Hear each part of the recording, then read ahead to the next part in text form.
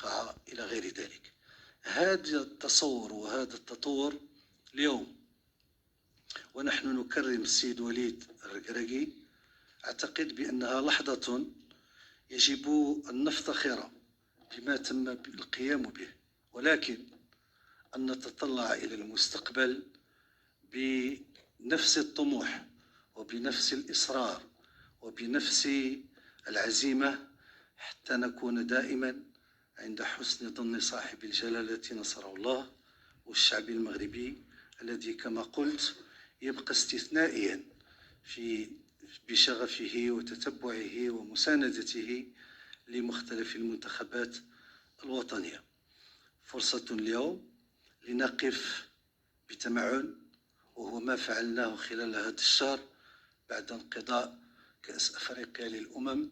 شهر كامل قد يبدو طويلا ولكنه قصيرا حين نعد كل العمل الذي تم القيام به من تقييم واضح ودقيق لمختلف الجوانب المرتبطة بالفريق الوطني والسي وليد الركراكي. وهذه شهادة أعتز وأفتخر أن أقولها أمامه، أنه شارك في هذا العمل التقييمي لعطاء الفريق الوطني ولما تتطلبه المرحلة المقبلة.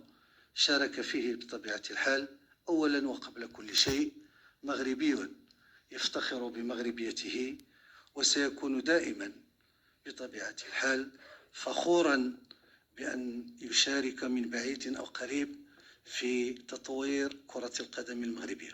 هذا التقييم الذي أعطانا صورة واضحة على ما يجب القيام به مستقبلا.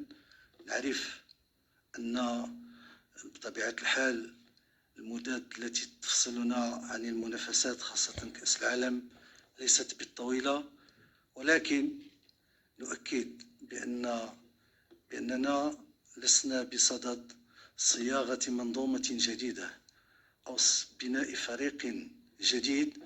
نحن في طريق نواصل فيه العمل بشكل مدروس ومضبوط نحو تحقيق الأفضل، وهذا التقييم هو اللي أعطانا اليوم الفرصة كما قلت لأن نقف على ما يجب القيام به.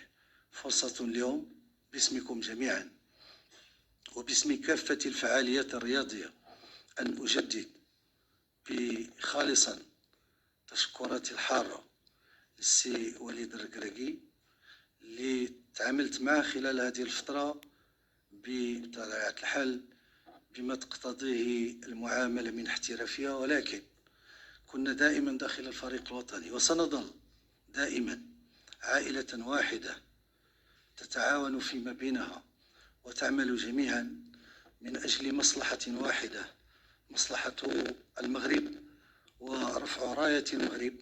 وهذا هو العمل الذي قام به السيد وليد إلى جانب الطاقم الذي أشرف معه على قيادة الفريق الوطني. شكرا لكم سي وليد، شكرا لكل الطاقم على ما قدمتموه من جهود وقد عاينتها عن قرب. كان لي الشرف في ذلك بكل تضحية وبكل إخلاص. كما قلت دائما الهدف هو أن الفريق الوطني يمشي إلى الأمام. نتمنى لكم صادقين ومن كل أعماق قلوبنا مزيدا من النجاح إن شاء الله، أولا في حياتكم الخاصة عائلاتكم كل واحد على حدة، ولكن أيضا في مسيرتكم العملية كمدرب. لا نشك في أي لحظة أن النجاح سيحالفكم إن شاء الله في كل اللحظات. وأبواب المغرب وأبواب الجامعة الملكية المغربية لكرة القدم ستبقى مفتوحة لأن هذا بيتكم وسيبقى بيتكم دائما. شكرا لكم.